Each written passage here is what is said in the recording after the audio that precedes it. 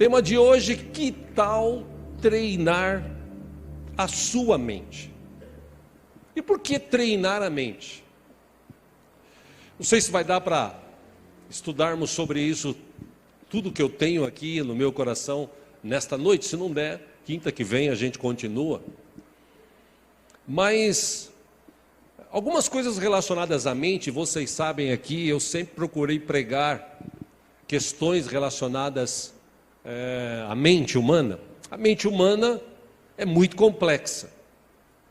Lidar com pessoas, falar com pessoas, ensinar pessoas, tratar pessoas, não é fácil. Porque o ser humano pensa. Aliás, a gente acha que pensa. Muitos não pensam.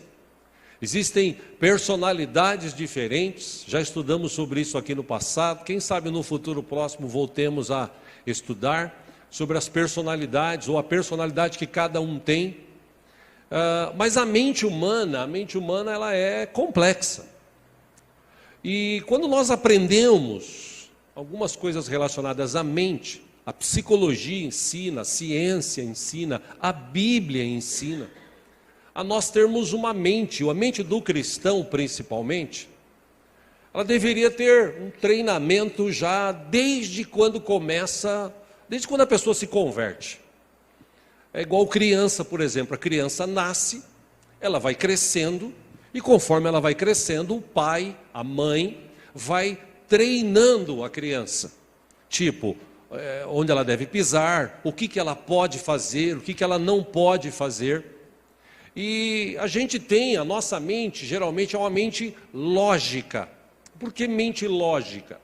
Porque a gente enxerga nessa dimensão que nós vivemos, e por conta dessa dimensão que a gente vive, a lógica está em todo lugar. Então a lógica é eu seguir aquele ali, a lógica é eu fazer aquilo ali, a lógica é eu ouvir o que diz a televisão e acreditar, a lógica é acreditar no que... Essa é a lógica da vida. E a mente humana, ela é treinada para viver a lógica. A mente do cristão é diferente. A mente do cristão, ela é treinada para viver fora da casinha. Por isso que muita gente que se converte não permanece, não continua como cristão. Porque para ele é muito difícil de crer e de viver o que a Bíblia ensina. Então, uma mente treinada, ela é bem diferente de uma mente lógica. E se a gente olhar para a Bíblia, meus irmãos, tem N textos, histórias de pessoas que viveram ao longo desses anos, e algumas tiveram uma mente muito bem treinada.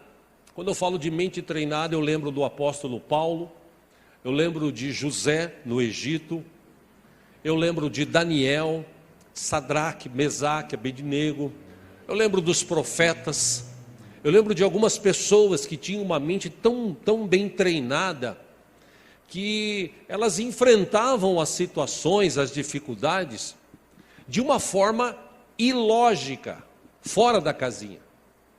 Esses dias eu estava assistindo uma entrevista, e eu achei muito interessante algo que o entrevistado disse. Ele fala: meu amigo, põe uma coisa na tua cabeça. Segundo estudos, 33% das pessoas que tem, ou que você conhece, gostam de você. 33% não gostam de você. E os outros 33% não se importam com você. Eu achei interessante isso, que é uma verdade. Não são todos que gostam de você, que gostam de mim. Existem pessoas que não gostam de mim. E existem pessoas que não se importam comigo. E quando se fala de mente treinada, quando você começa a entender algumas coisas relacionadas a esse treino, treino é exercício. E você sabe que o ser humano, para exercitar-se, ele tem uma certa dificuldade, ele não se interessa muito por este assunto de se exercitar. Levantar, caminhar X quilômetros, X minutos, levantar peso, beber água, comer, dormir no tempo certo, o tempo que a medicina recomenda. As pessoas, elas não gostam disso. As pessoas, a maioria delas gosta de viver numa zona de conforto. E essa zona de conforto, quando ela é confrontada, a maioria das pessoas, elas tendem a sucumbir. Por isso que a ciência ensina que é necessário exercitar o cérebro.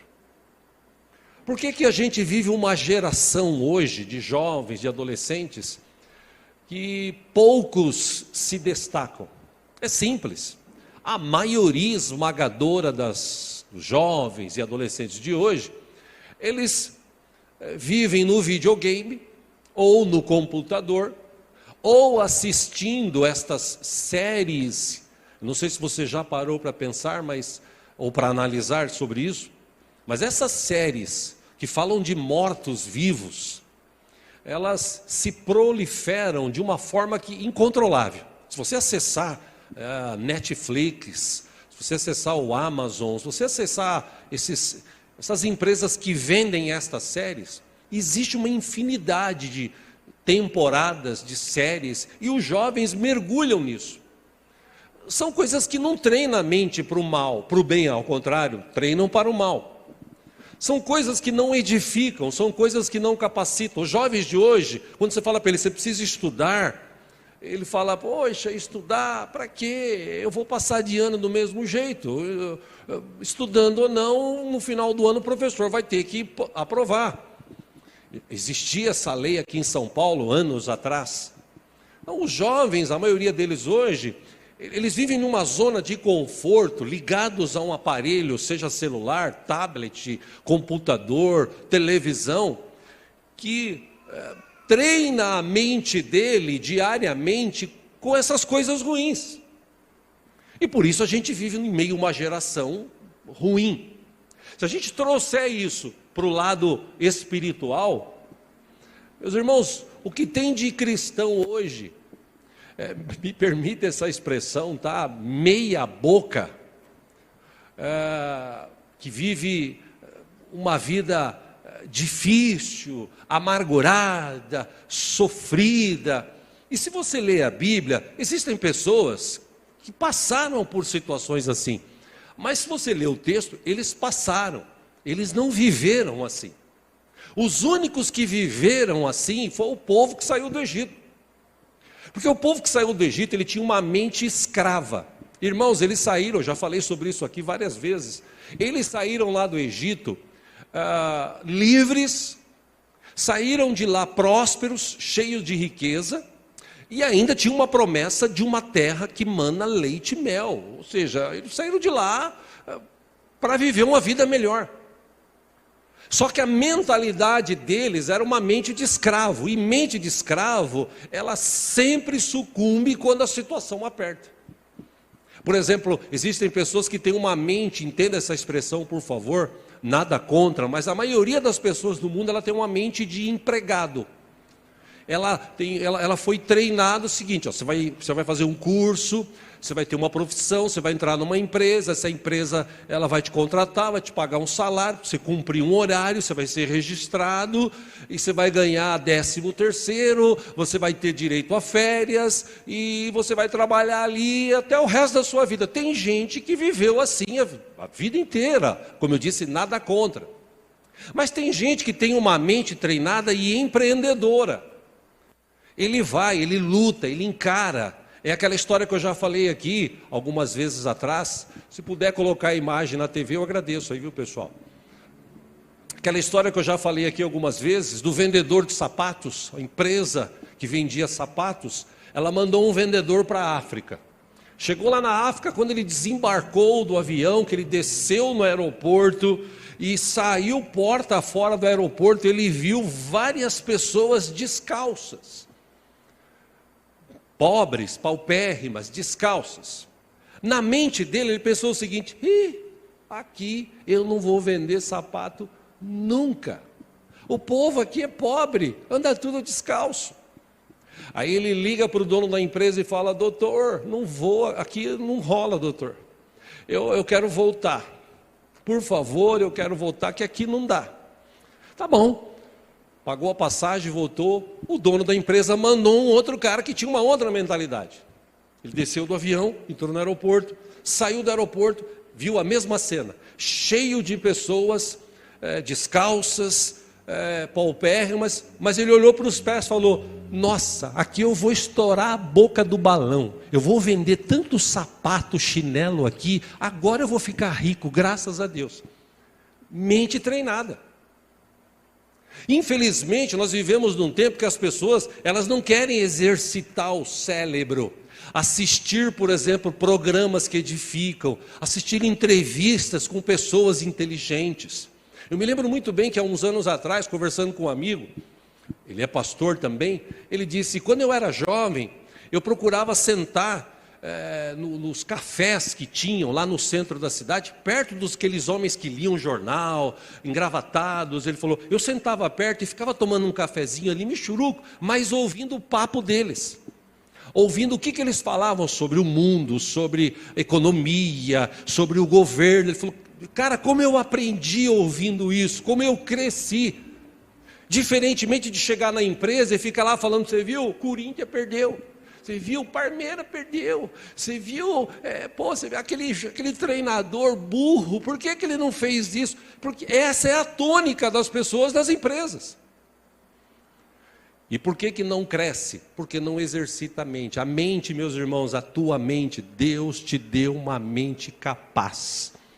Está provado pela medicina, pela ciência, que o homem não usa, o homem que mais usou a sua mente, ele usou 11% da sua capacidade, o que mais usou.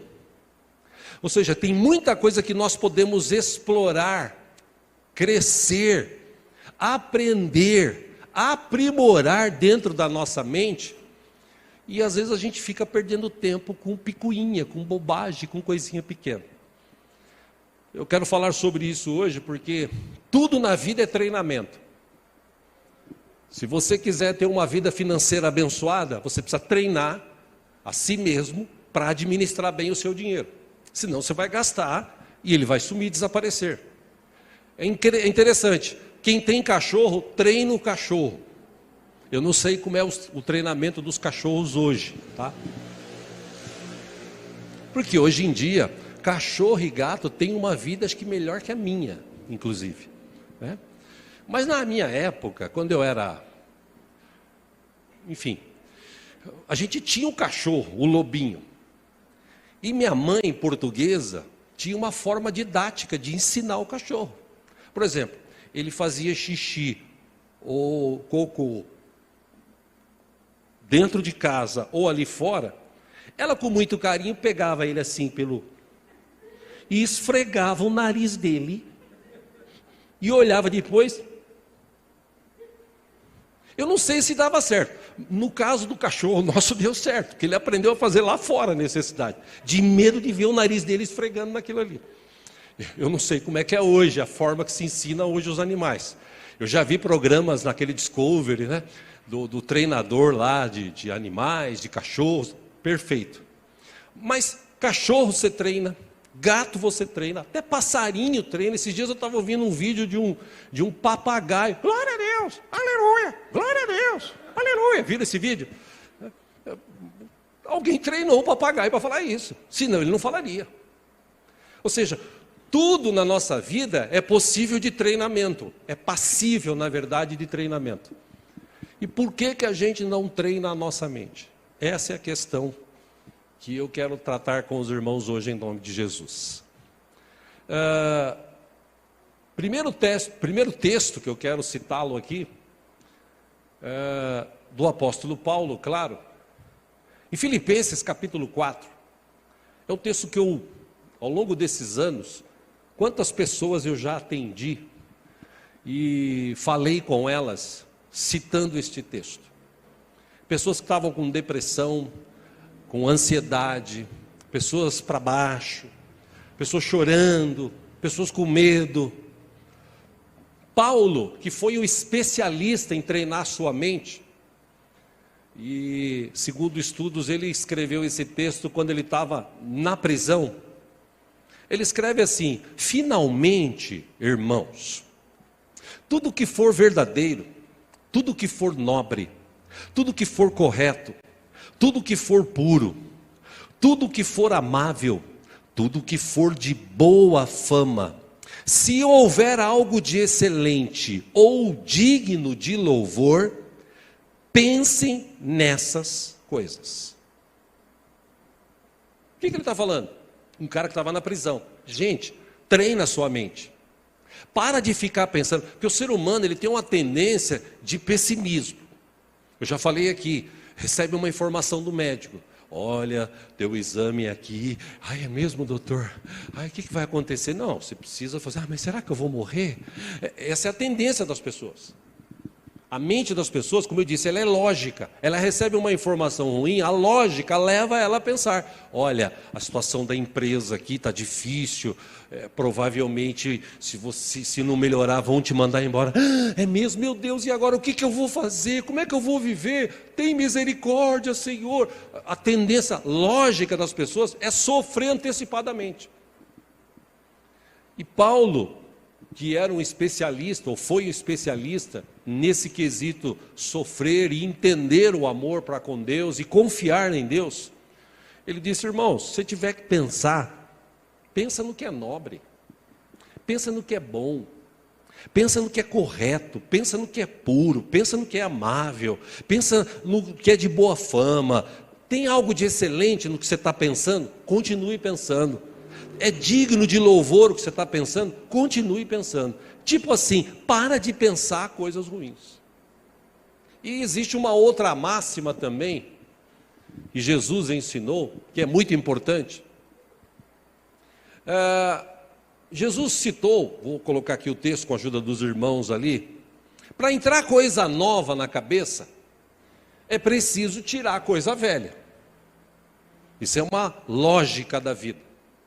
Jesus, certa vez ensinando discípulos, povo, fariseus, ele foi questionado acerca de uma situação. Jesus respondeu assim, sobre a lei, sobre os costumes e tal. Jesus respondeu assim, Mateus 9,16: ninguém põe remendo de pano novo em roupa velha.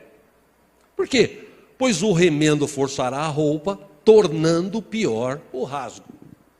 17, ele dá um outro exemplo: nem se põe vinho novo em vasilhas de couro velhas. Por quê? Ora, se o fizer, as vasilhas se rebentarão, o vinho se derramará e as vasilhas se estragarão. Pelo contrário, Jesus disse, põe-se vinho novo em vasilhas de couro novas, e ambos se conservam. O que Jesus está dizendo? Por mais que eu traga para vocês, foi isso que Jesus lutou contra os fariseus, que defendiam, que brigavam por causa daquela religiosidade que eles tinham. Por mais que eu traga algo novo para vocês, o velho não deixa entrar algo novo. Porque esse velho está tão impregnado na tua mente, que você não deixa entrar algo novo, não consegue entrar algo novo. Eu me lembro que eu preguei alguns anos atrás aqui, algo assim... Deve estar lá no YouTube, no site. Livre-se das coisas do passado, das bugigangas. Eu citei até aquele exemplo do quartinho. Todo mundo tem um quartinho em casa que ele guarda de tudo. Tudo quanto é tranqueira, né? Sim ou não? Tem ou não tem? Tem. Eu já tive. Hoje, graças a Deus, eu guardo só o necessário. Mas eu já tive aquele quartinho que você guarda tudo. Eu guardava embreagem de carro velho, eu guardava pneu velho, eu guardava um monte de coisa. Aí um dia alguém falou para mim: por que você guarda? Vai que um dia eu precise, né? Mas é velho. Não, mas vai que eu preciso. E na verdade eu nunca precisei. Então eu preguei sobre isso. Porque tem pessoas que a mente dele é tão lógica, tão escrava do que ele vive, do que ele aprendeu, que ele não consegue tirar, Jesus não consegue tirar as coisas velhas, para que venha a ser implantado coisas novas. E Jesus está falando exatamente isso. Jesus está dizendo o seguinte: não adianta colocar vinho bom em odre velha, porque ele vai estourar, ele não vai aguentar. Não adianta colocar remendo novo em roupa velha, que ela não vai aguentar também, e vai ficar até feio. Ou seja, para vir algo novo para nós, nós precisamos treinar a nossa mente. De que forma que eu treino? Primeiro, paro de pensar bobagem. Paro de pensar coisa ruim. Paro de pensar negativo. Paro de ser pessimista. E vou orando e falando: Senhor, me ajuda a limpar esse quartinho que eu tenho aqui dentro da minha cabeça, tirar essas tranqueiras, tirar essas porcarias, tirar o ódio, tirar o rancor, tirar a raiva, essas coisas que estão no meu coração, que estão me estragando. Senhor, me ajuda a tirar, arrancar isso. Eu quero viver algo novo. Foi o que eu preguei aqui 2 semanas atrás. Existe até um conto de um burro, de um fazendeiro, que ele tropeçou certa vez e caiu dentro de um velho poço que ele tinha lá, seco. Aí quando o fazendeiro descobriu o acidente, ele viu as possibilidades. Pô, está lá embaixo, tipo uns 4, 5 metros. Para eu tirar esse burro lá de dentro, vai empreender uma luta, uma força, uma logística aqui, que infelizmente não vale a pena. Então o fazendeiro decidiu enterrar o burro lá dentro. Bom, ele pegou uma pá junto com os outros e eles começaram a jogar terra lá dentro. Quando o burro sentia a terra nas costas, ele chacoalhava e a terra caía, ele pisava em cima. Ele jogava, chacoalhava e pisava. Meu irmão, foi assim que o burro saiu do buraco. Fechou o buraco e o burro saiu.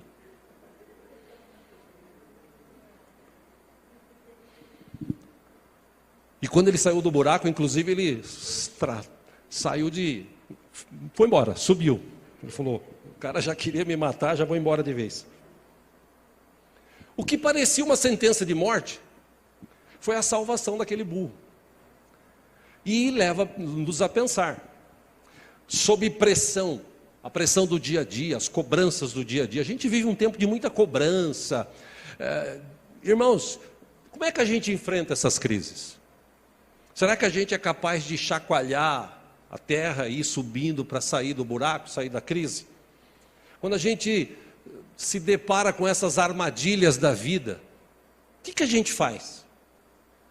Por exemplo, as questões físicas, emocionais, espirituais, que diariamente nos confrontam. Muitas pessoas, infelizmente, sucumbem. Hoje mesmo falava durante o dia do WhatsApp com uma irmã aqui da igreja, e é uma irmã que tem vindo aqui e tal, mas a situação dela é uma situação recorrente. Tomara que ela esteja assistindo, né? Que eu ia inclusive falar para ela: não deixe de assistir o culto hoje. Porque ela disse: eu não sei se eu vou no culto, porque eu estou tão assim, pastor, estou meio deprê, as coisas acontecem e tal. Eu falei para ela: calma, irmã, muda o teu jeito de pensar. A gente tem um Deus que é vivo, que é poderoso, que tem todo o poder nos céus e na terra, que prometeu estar conosco todo dia, toda hora.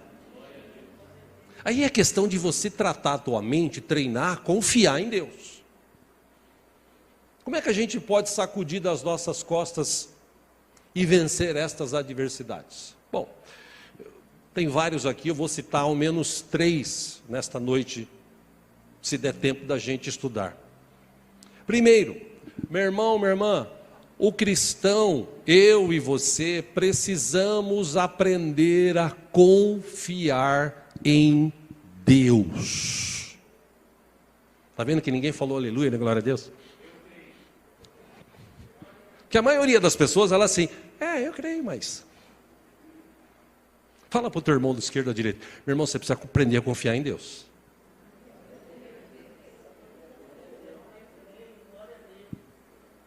Ah, pastor, mas eu confio.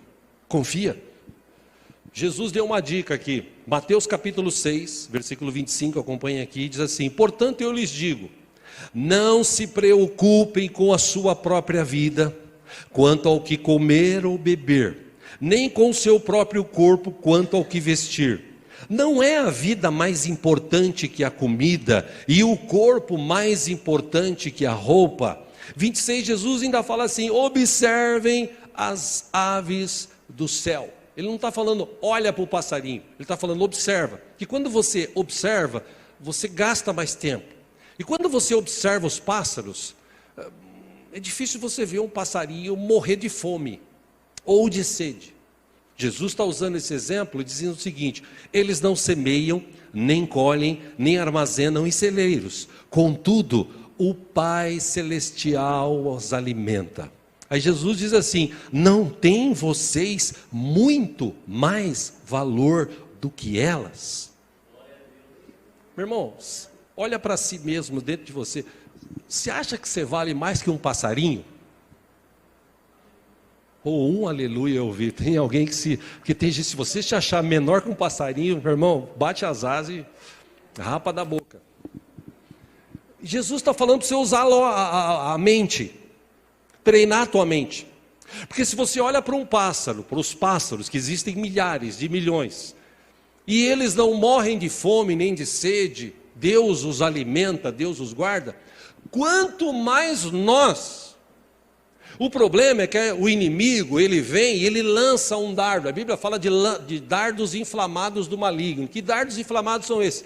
São pensamentos que ele fica de longe e tenta lançar na tua mente. Ele não conhece o teu pensamento, ele não tem essa capacidade. Só Deus tem essa capacidade de ler e conhecer os nossos pensamentos. Salmo 139 diz isso: antes da palavra chegar na minha boca, Deus já sabe o que eu vou falar. O diabo, ele não conhece o meu e o teu pensamento. Só que por ele estar rodeando a terra por tantos anos, milhares de anos, ele já aprendeu a conhecer de forma que o ser humano age. Então, por exemplo, lá o povo que saiu do Egito. O povo que saiu do Egito, quando eles atravessaram o Mar Vermelho, em terra seca, chegou do outro lado, glorificaram, cantaram, adoraram, tudo bem. Aí no outro dia, eles tiveram sede. Aí o inimigo já lança aquele dardo da cabeça de alguém. E esse alguém fala para o outro: acho que nós vamos morrer de sede aqui, viu? Porque nós estamos no deserto. Aonde tem água aqui? Não, é verdade, viu? E fala para o outro: e aí, você tem água aí? E a minha aqui já está acabando. E você tem água aí também? Não. Ô Moisés! Vamos morrer de sede, Moisés. Você tirou a gente de lá para morrer aqui de sede, Moisés. Pelo amor de Deus, Moisés. É assim que o diabo age. O diabo, ele começa a lançar dardos inflamados, soprar no ouvido dos crentes. Porque o povo lá fora, eu até entendo que a mente é treinada pela televisão, pelo mundo e tal. O cristão que lê Bíblia, que tem esse treinamento espiritual, quando ele ouve um negócio desse, o que ele deveria fazer? Opa, está repreendido em nome de Jesus. Se eu perder o emprego aqui, Deus já tem uma porta maravilhosa preparada para mim ali na frente, porque eu sou servo de Deus, eu honro o Senhor, eu sou dizimista, eu sou ofertante, eu sou fiel a Deus. A Bíblia me garante que Deus jamais vai deixar faltar algo para mim. Então ponto, está repreendido todo pensamento mau em nome de Jesus. Deveria ser assim, mas na verdade a maioria das pessoas, elas dizem que confiam em Deus e não confiam. Quero ler um texto com os irmãos, você que trouxe a sua Bíblia, está em 1 Pedro, capítulo 1. Não coloca por enquanto aí não, viu, irmãos? Não precisa colocar esse aqui especificamente não. 1 Pedro, capítulo 1. Glória a Deus.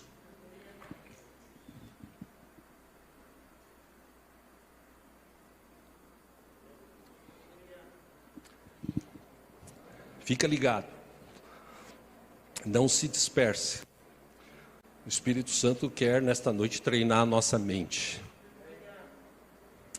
1 Pedro capítulo 1, versículo 13.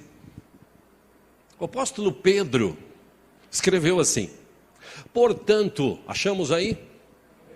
1 Pedro capítulo 1, versículo 13. Portanto, estejam com a mente preparada, prontos para agir. Estejam alertas e coloquem toda a esperança na graça que lhes será dada quando Jesus Cristo for revelado. Versículo 14. como filhos obedientes, não se deixem amoldar. Não tem um molde. Que molde é esse? Aqueles maus desejos de outrora, quando vocês viviam na ignorância. Versículo 15, mas, assim como é santo aquele que os chamou, sejam santos vocês também em tudo o que fizerem. Diga assim comigo, tudo o que fizerem. Para gravar na sua mente. E por último, 16, pois está escrito, sejam santos, porque eu sou santo. Cristo falou sobre isso, Deus falou sobre isso. Ou seja, qual é o entendimento nosso acerca de confiar em Deus? Eu confio. E eu sei, meus irmãos, que é um tema difícil. Porque quando você fala de confiar em Deus, você fala de depender, e não é fácil. E quando você fala de depender, você depende. Mas quando a situação aperta, você fica pelos cantos chorando. Porque não sei o que eu vou fazer, não sei o que vai dar. Nesse momento, em vez de você ficar falando para um, para outro, fala com Deus. Demonstra a sua confiança nele, treina a sua mente. No momento de adversidade, fale com Deus. O único que vai poder resolver o teu problema é Deus. Pastor, mas se eu não falar, irmão, Deus toca no coração, Deus levanta pessoas, Deus faz pessoas pegar dinheiro e enfiar no teu bolso, Deus faz pessoas levar comida na tua casa. Meu irmão, por experiência própria eu falo isso, de mim, de minha família, já vivemos isso no passado. Quando você aprende a confiar em Deus, Deus supre, Ele nunca vai deixar você na mão, nunca. Por isso que Pedro está falando, não viva mais como outrora, não tem mais aquele pensamento de antigamente, pensa agora algo novo, tira esse negócio velho que está dentro do teu coração e coloca essa palavra em nome de Jesus, eu tenho que confiar em Deus, eu vou confiar em Deus, e o inimigo vai entrar na sua frente, espiritualmente falando, falar assim, eu quero ver, e quando ele aparecer, quando ele fizer um risco na sua frente, falar, daqui você não passa, você fala assim, sim, eu passo, porque eu tenho um Deus que me supre, que está comigo, eu vou para frente. Não, você não passa, eu passo, porque Cristo Jesus está comigo, é Ele que supre a minha vida. São algumas atitudes que nós precisamos tomar, que senão, se a gente não treinar a mente para isso, a gente vai ficar como muito crente, tá bom, né, Deus quis assim, né, tá bom. Não é assim, meus irmãos. Se a palavra de Deus diz que a vontade de Deus é agradável, boa e perfeita, poxa, a gente tem que viver isso. É óbvio que nós vamos passar por dificuldades, por problemas, mas nós vamos passar. Por quê? Porque Deus permite situações nas nossas vidas para a gente aprender a confiar, a depender dEle. E quanto mais a gente confia, quanto mais a gente prossegue, meu irmão, mais Deus age, mais porta Ele abre, mais milagre Ele faz, porque Ele é o especialista, o nosso Deus é especialista em milagres. Segunda dica aqui, rapidamente, que é necessário para treinar a mente, é concentração. Esse talvez seja mais um dos outros problemas que a gente vive nas igrejas hoje, por conta do celular. Esses dias eu vi um vídeo de um pastor, pregador, alguém me enviou no Instagram uma parte, e ele estava pregando indignado. Esses crentes que vão para a igreja, aí bem avivado, né? Vão para a igreja e fica no celular, é por isso que o Espírito Santo não opera, é por isso que as pessoas não se convertem, que os crentes só ficam no celular e tal, pega essa porcaria, e o bicho estava bravo. E realmente, tudo que você se propõe a fazer na vida, se você não se concentrar naquilo, é igual oração. Meu irmão, eu falo por mim. Dia desses aqui, eu falei aqui, já citei, eu vou falar novamente. Em julho do ano passado, eu resolvi tomar 2 atitudes importantes para a minha vida. Primeiro foi orar mais. Eu comecei a orar mais a partir de julho. Segundo, foi tomar mais água. Eu tomava já bastante água. Aí eu vi uma entrevista do médico, o médico falou, você tem que tomar de manhã 600 ml de água. 600 ml toda manhã, espera meia hora para você comer depois. Você vai ver e tal, e, irmão, verdade. Dor de braço, dor de junta, eu nunca mais tive. Dor de cabeça, isso aí. Só por causa de tomar água. E quando eu resolvi orar mais, falei, agora eu vou me aproximar mais de Deus, eu vou orar. E, meu irmão, só veio pepino, só veio problema, aumentou os problemas. Aumentou as dificuldades. Teve momentos que eu estava orando, que eu tive que falar assim, Deus me ajuda. Porque sabe quando você está orando assim, Deus abençoa aquele irmão, aquela irmã na igreja. Aí a sua mente já começa a viajar assim. Amanhã eu tenho que pagar um negócio. Ai, meu Deus, eu tenho que resolver isso também depois. Ai, fulano falou comigo. Já aconteceu isso com você? Comigo aconteceu. Aí na hora, Deus me ajuda, em nome de Jesus, a me concentrar. Eu não posso ficar vagando aqui na oração. Eu me dispus, me propus a orar, eu vou orar. E se tiver, antigamente, até aqui nas orações que nós tínhamos de terça, era de sexta, né? A gente tinha os objetivos de oração, para ajudar os irmãos e ir pontuando e lembrando, porque às vezes começa a orar, tem gente que ele começa a orar 5 minutos depois, ele amém, aleluia, glória a Deus, ô Senhor, aleluia, porque ele esquece, ele começa a vagar. E uma das coisas mais importantes para a vida do ser humano é concentração. Por que tem muito acidente de carro? Porque as pessoas, em vez de se concentrar na direção, elas olham para o celular. Por que tem muito acidente de carro? Porque as pessoas estão guiando, o corpo está ali, a mão está no volante, mas a cabeça está no mundo afora. Aí o farol fecha, ele bate no carro da frente. Aí ele passa no vermelho. Por quê? Porque a mente do homem hoje é assim. Falta concentração. Muitas pessoas estão sofrendo hoje porque elas não conseguem se concentrar. Que seja em uma atividade, que seja em um momento. As pessoas hoje não conseguem mais ter essa concentração. Tudo tira a atenção. Outdoor, fogos, avião, carros, luminosidade, celular, conversa. Tudo tira a concentração das pessoas hoje. E isso está entrando na igreja. Porque a pessoa está na igreja ouvindo o pastor falar. Irmão, aconteceu aqui 2, 3 semanas atrás, aí no aniversário da igreja, foi um barato, uma senhora visitando aqui, e o pastor falando que você vai para o inferno, ela, aleluia, aleluia. Falta de concentração, parece que não está entendendo o que está sendo pregado. E por isso que muita gente, como eu falei domingo, do jeito que ele vem para a igreja, ele sai. Aí a culpa é da igreja. Porque a igreja, né? Porque o pastor, porque é o pregador. Não, irmão, é a pessoa. Porque quando você pisa dali para cá, concentrado na presença de Deus, confiando que Deus está aqui, e você não vai sair daqui do mesmo jeito que você entrou, Deus age, Deus cura, Deus liberta, Deus abre porta, Deus trata, Deus faz coisas maravilhosas. Porque Deus está presente aqui com a gente em todos os cultos. Em Hebreus capítulo 12, versículo 1, acompanha aqui no telão, texto muito conhecido. Mas é bom para a gente entender, porque ele cita, o escritor de Hebreus, capítulo 11, os heróis da fé. Pessoas que confiaram em Deus, pessoas que se concentraram num alvo e foram até o fim, e creram, e foram vitoriosos. Foram tão vitoriosos que os nomes deles estão citados no capítulo 11. Aí o escritor pega todos aqueles nomes, tudo que foi feito e tal, por aqueles que tiveram foco, que tiveram concentração, que confiaram em Deus.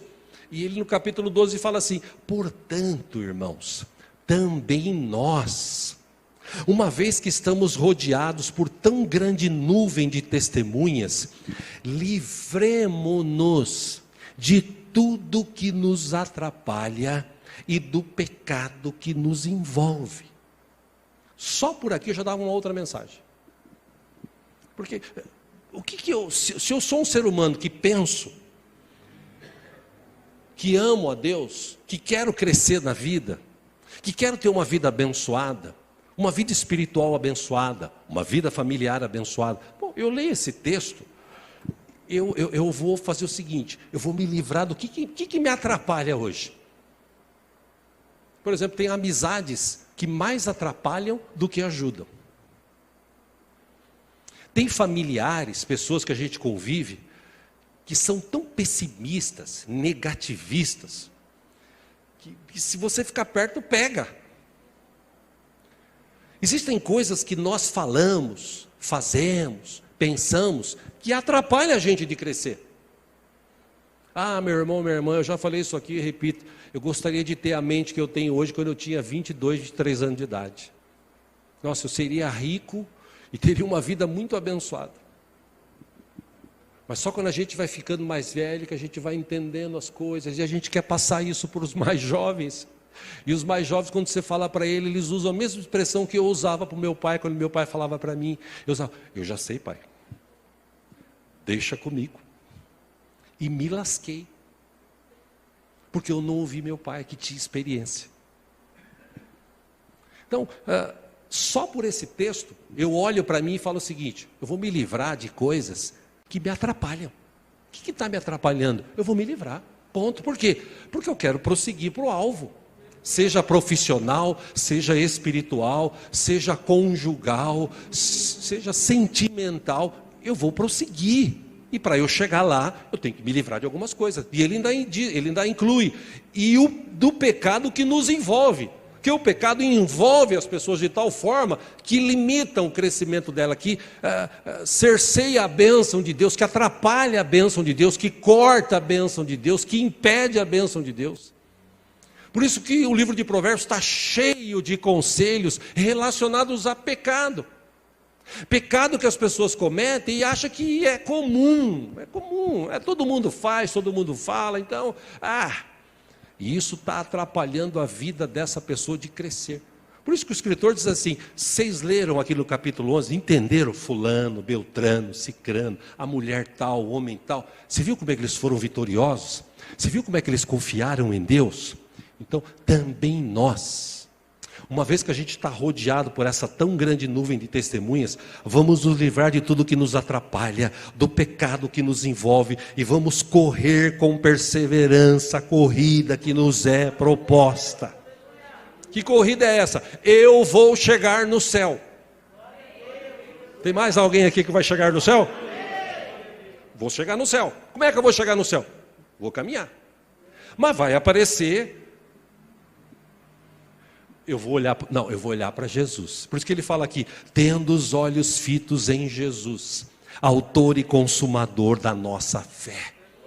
Vou olhar para Jesus. Bom, mas e a situação do mundo? Vou olhar para Jesus.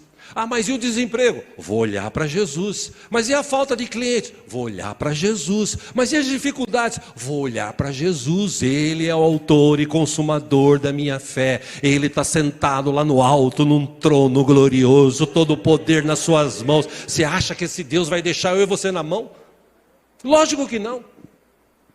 O problema é que a gente olha para Jesus e de repente a gente olha para a situação. E aí Jesus, situação, Jesus, situação, Jesus, situação, Jesus, situação. Ai meu Deus, eu vou morrer. Você tem que olhar para Jesus. Amém? Amém. Fala para a pessoa do seu lado, você tem que olhar mais para Jesus. Hoje, como está sendo mais didático, eu tenho que começar a falar para você falar, né, e tal. Vamos lá, terceiro. Tem mais 10 minutos aí, tudo bem? Amém. Beleza, tudo bem? Quem me dá 10 minutos aí? 10, 20, 30, dá uma hora já, legal, obrigado. Vamos lá. Terceiro, o resto fica para a semana que vem. Maturidade.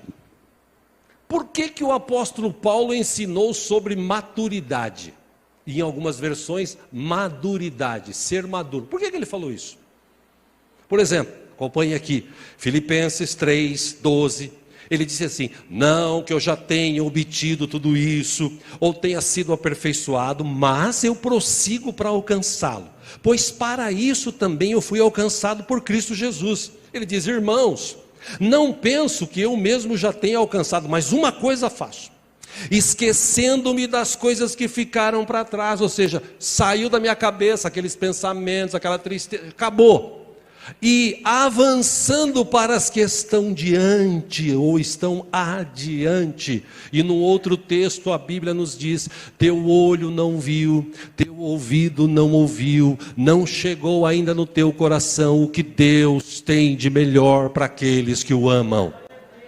Eu não vou olhar para trás, passado já era, eu vou olhar para frente. Paulo está dizendo o seguinte: eu vou deixar as coisas que ficaram para trás e avançando para as que estão adiante, eu prossigo para o alvo, a fim de ganhar o prêmio do chamado celestial de Deus em Cristo Jesus. 15, todos nós alcançamos a maturidade, ou todos nós que alcançamos a maturidade, já temos uma maturidade, já somos maduros, devemos ver as coisas dessa forma. E se em algum aspecto vocês pensam de modo diferente, isso também Deus lhes esclarecerá. 16, tão somente vivamos de acordo com o que já alcançamos. O que Paulo quis dizer com isso? Eu tenho uma maturidade, eu cheguei aqui, eu já tenho 5 anos de cristão, 10 anos de cristão, 20 anos de cristão, 30 anos de cristão, eu estou crescendo, eu não estou empacado. Eu não estou esperando jogar terra em cima, vou morrer, e agora como é que eu saio daqui? Não, eu estou caminhando. A minha mente foi treinada por Jesus para isso. Jesus falou: eu estarei com vocês todos os dias até a consumação dos séculos. E na hora da doença, Jesus: eu estarei com você todos os dias até a consumação dos séculos. E na hora do desemprego, Jesus: eu estarei com você todos os dias até a consumação dos séculos. E na hora do sofrimento, da dificuldade: eu estarei com vocês todos os dias até a consumação dos séculos. Jesus falou isso. Poxa, se Jesus falou, se tem alguém que cumpre promessa, esse alguém é Jesus.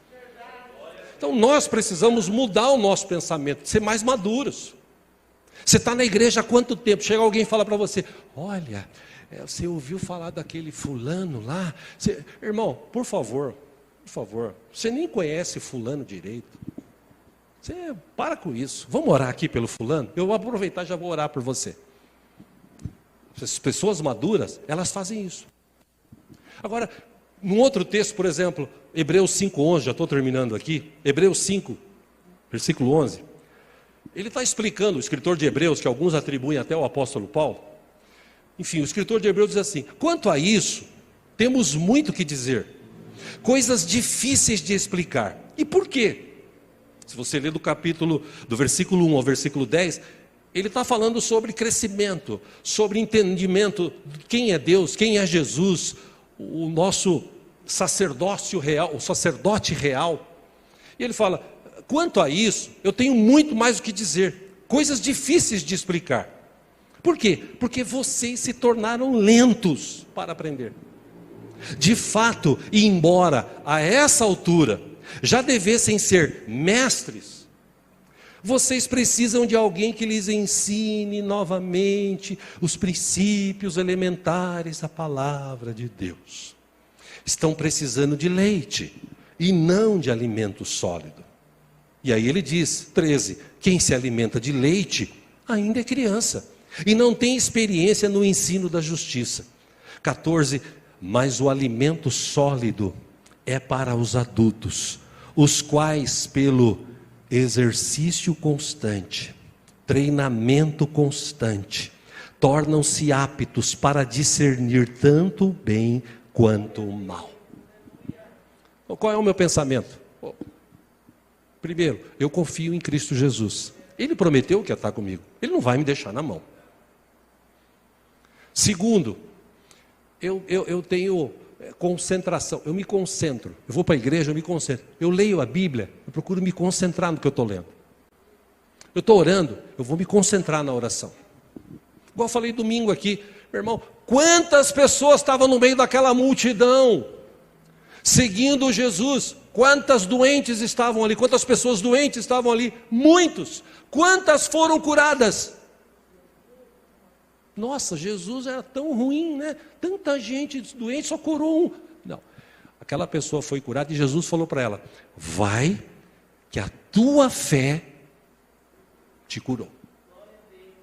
Porque quando ela entrou no meio da multidão, ela entrou olhando para Jesus. Circunstâncias, Jesus está ali. Se tão somente eu tocar, que seja na orla do vestido dele, da veste dele, eu vou ser curada. Eu preciso ir lá. Eu já gastei todo o dinheiro que eu tinha com um médico, não resolveu nada. Não, eu tenho que ir lá, eu tenho que ir lá. E foi agachando, se arrastando, e foi. E gente no mínimo, sai daqui. E ela foi, não, eu tenho que tocar, eu tenho que tocar. E quando ela toca, Jesus para. Porque ele fala assim: opa, alguém me tocou. Eu senti que saiu virtude. Mas não tem um monte de gente tocando o Senhor aqui? Tem, mas essa pessoa tocou de um jeito diferente. E é assim que a gente devia vir para os cultos, sedentos. Por quê? Porque Jesus está aqui. Eu não vou sair daqui do mesmo jeito que eu entrei. Eu vou sair daqui com estratégia para o meu trabalho. Eu vou sair daqui com estratégia para a minha família. Eu vou sair daqui, eu vou crescer. Eu vou ser maduro. Eu não vou ouvir o que os outros falam. Eu vou ouvir o que a palavra de Deus fala, ensina. E para isso acontecer, irmãos, precisa treinar a mente. Para terminar aqui, imagina aquela mulher. Ela deve ter ficado assim pensando: eu tenho que encontrar Jesus. Eu tenho que encontrar Jesus. Eu tenho que encontrar Jesus. Aí Jesus vem vindo. Ela muda o pensamento: eu tenho que tocar em Jesus. Eu tenho que tocar em Jesus. Eu tenho que tocar em Jesus. Eu tenho que tocar em Jesus. Eu tenho que tocar em Jesus. Se tão somente eu tocar em Jesus, eu vou ser curada. Eu não aguento mais essa situação. Eu tenho que tocar em Jesus. Eu tenho que tocar em Jesus. Eu tenho que tocar em Jesus. Eu tenho que tocar em Jesus. E ela foi e tocou em Jesus. Amém? Entende? Porque muita gente vem para a igreja e sai do mesmo jeito que ele entra. Porque ele vem aqui e ele começa a pensar a lógica. O pastor vai orar ali, ó. Aí pôr a mão. Eu vou lá, né? Porque estou doente. Vai que Deus cura, né? Em vez de ele vir para frente, né? Hoje eu vou lá. Hoje eu vou receber uma oração poderosa. Nossa, eu vou. Puxa, na hora que o pastor colocar a mão na minha cabeça, eu vou ser curado em nome de Jesus, porque eu sei que Jesus está aqui. Amém? Deveria ser assim ou não, irmãos? Sim ou não, irmãos? E por que não é? Porque a gente pensa. E aí a gente entra aqui e fica pensando: os problemas, a dificuldade, estou sem dinheiro, aquele irmão falou de mim, aquela outra ali, aquela situação. Aí você entra vazio e sai mais vazio ainda. E o interessante é que Jesus está aqui novamente hoje. Depende de nós. Ele está aqui, disposto a abençoar, tratar, curar, libertar, tirar as coisas velhas e trazer coisas novas. Ele está aqui hoje, de novo, querendo fazer isso na minha e na tua vida. Agora resta saber se a gente quer.